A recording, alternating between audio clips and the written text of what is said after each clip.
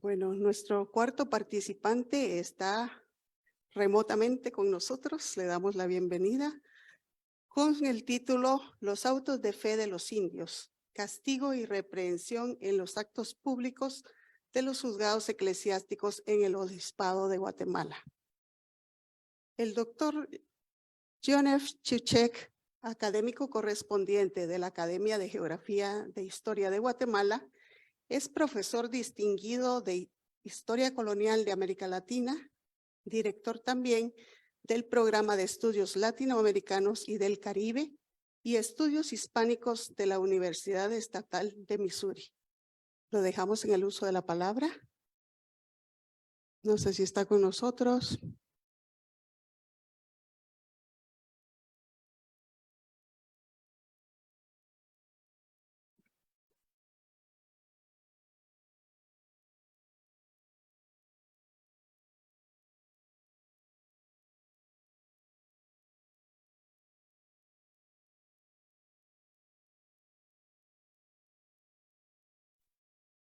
Bueno, ¿me escuchan?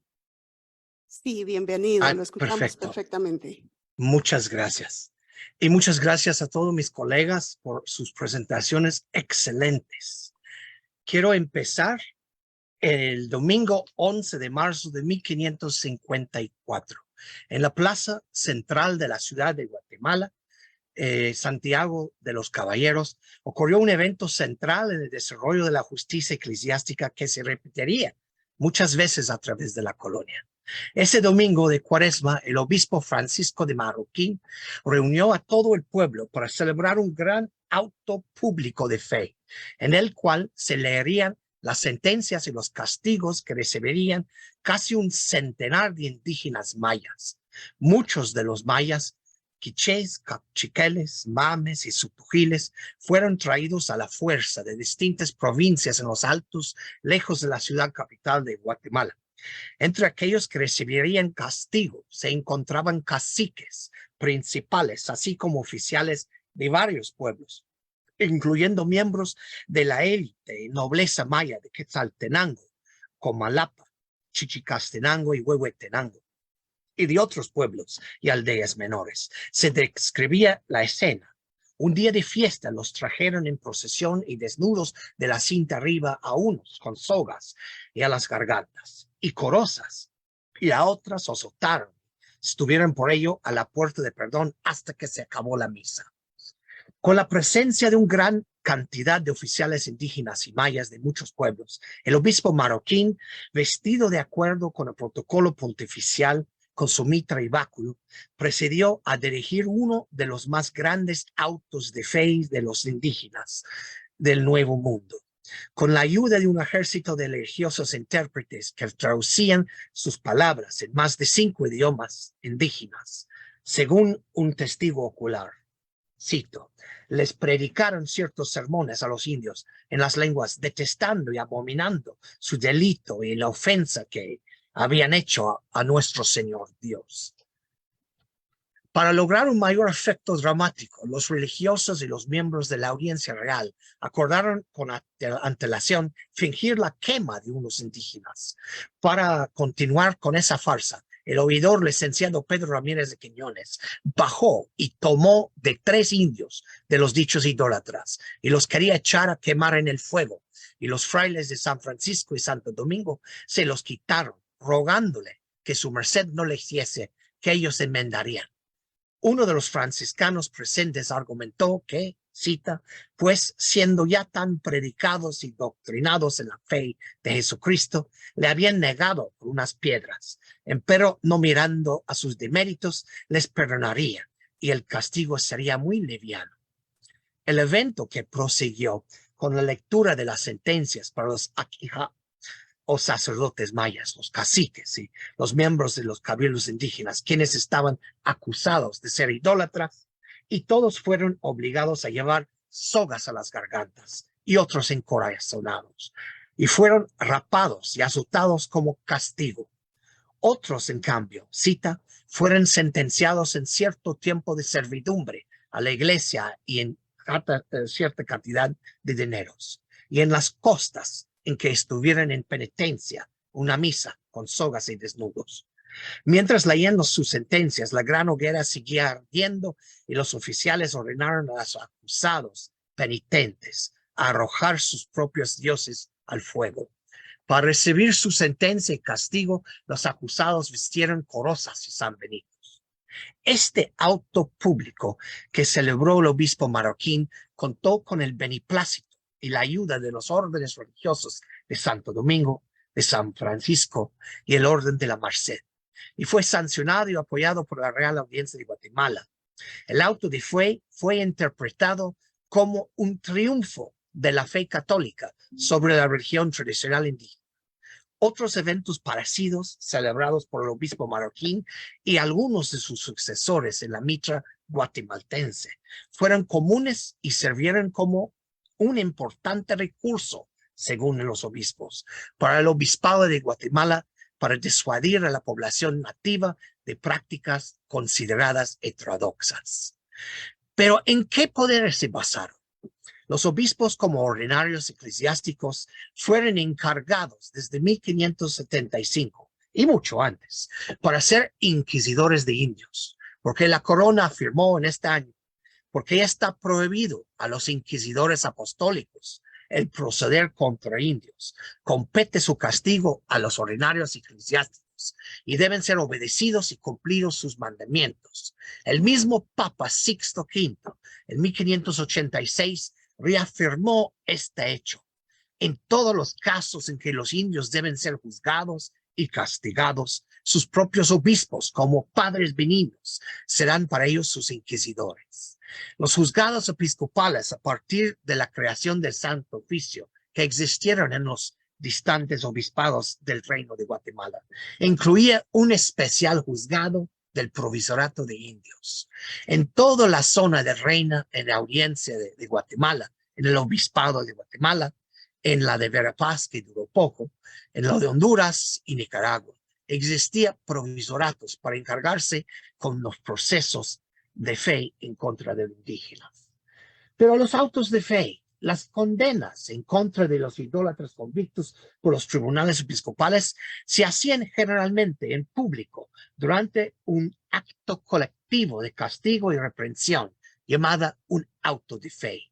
Estimular a los autos de fe conducidos por el Santo Oficio de la Inquisición, la lectura de las sentencias, la ejecución final ocurrieron en el público auto de fe de los indios, conducido normalmente en un domingo, ante el cual todos los habitantes del pueblo serían obligados a reunirse para presenciar la administración del castigo. El espacio público en donde se celebraba era importante. Como nos dice el historiador Gerardo Lara Cisneros, cito, debe ser un espacio público, abierto. Por ejemplo, una plaza pública generalmente, la Plaza Mayor, lo que se daba mayor realce, o cerrado como un templo, pero tenía que ser a la vista pública.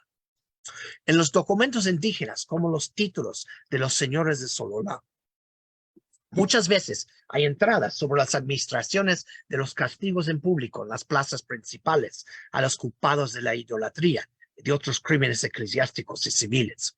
Por ejemplo, en la entrada del año 1578, un año en que algunos oficiales del pueblo fueron procesados y condenados por idólatras, el autor Shahil comentó en la entrada correspondiente el 27 de mayo de 1578, mes en que se condenaron a los oficiales del pueblo por los jueces eclesiásticos. Cita, en el día 27 de este mes de mayo, la sentencia fue pronunciada y fue ejecutado sobre los señores don Pedro Solís y don Francisco. Todos de los señores de Chinamít fueron expulsados de sus señores. A diferencia de los autos de fe de Santo Oficio, en estos eventos públicos del provisorato, la ejecución del castigo ocurría en presencia de todos los espectadores el mismo día que las lecturas de las sentencias. A los maestros cantores mayas de las iglesias y pueblos, los indios coristas de ellas, se les requerían cantar himnos solemnes y canciones de penitencia.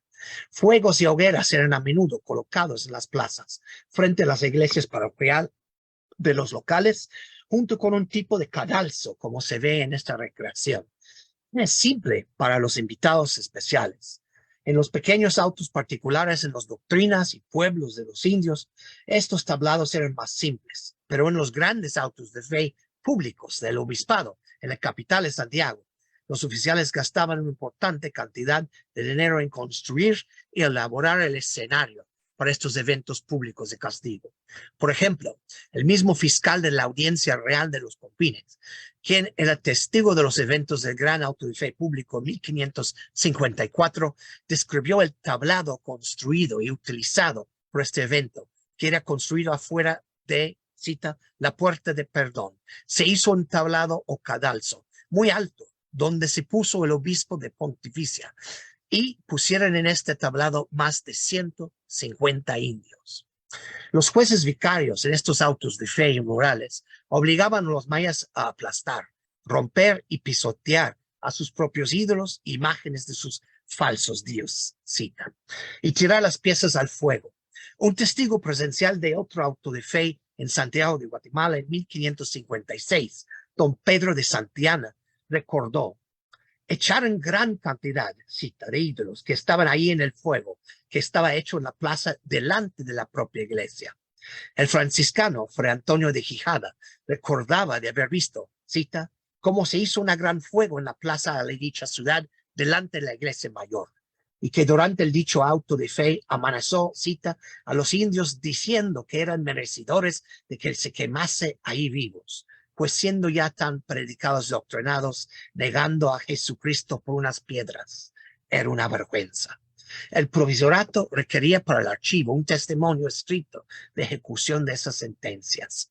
Por ejemplo, en el pequeño auto de fe celebrado en el convento de Motocintla, en la zona de Los Mames, de toda la región de la Vicaría se reunieron los indígenas para escuchar a la misa penitencial, que era predicado por Fray Luis Carrillo de San Vicente, un mercedario. Los amonestó con lecturas y versos de evangelios en la lengua mam, para que sus feligreses se liberaran de los pecados y de idolatría, según un reporte del mismo fraile que mandó a Marroquín.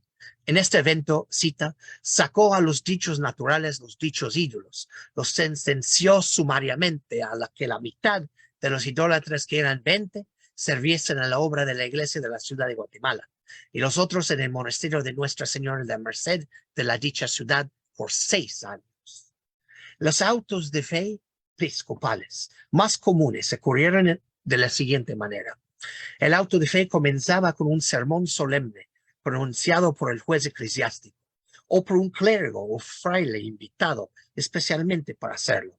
Después del pronunciamiento del sermón en contra de idolatría, el juez eclesiástico tomaba el juramento de los funcionarios civiles presentes y luego comenzaba el largo proceso de la lectura de sentencias y condenaciones.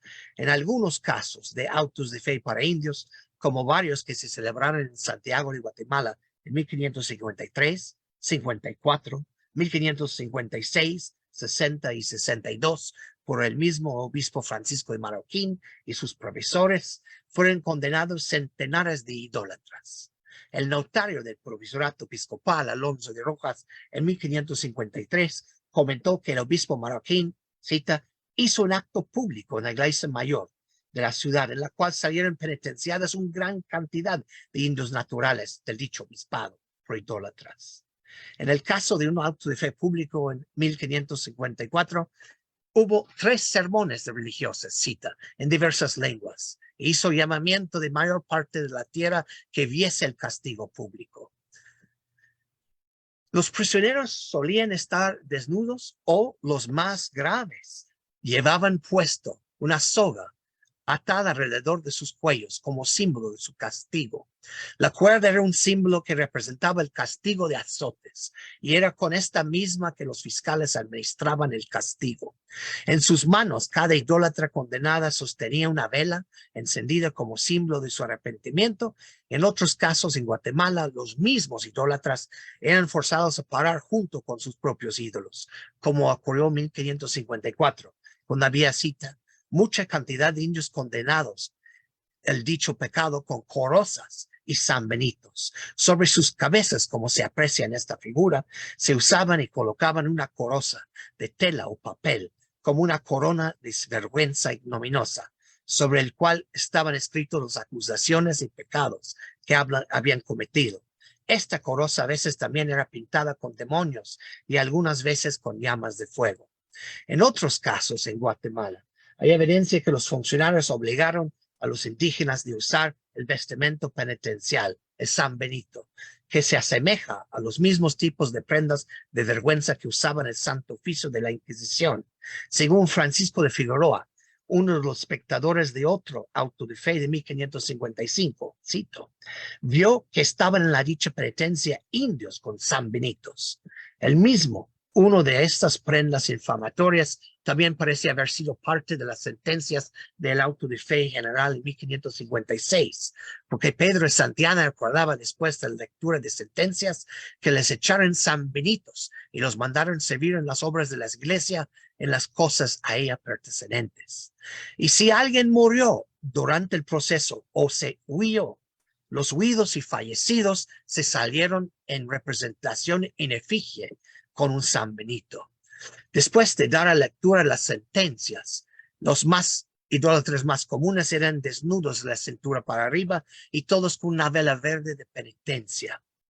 Después de dar la lectura de estas sentencias, los castigos y penitencias típicos en los autos de fe para indios incluían vergüenzas y penitencias públicas, penas y castigos corporales, mayormente azotes, la paga de multas pecuniarias y el costo de proceso, y el encarcelamiento por periodos cortos o largos, según el crimen.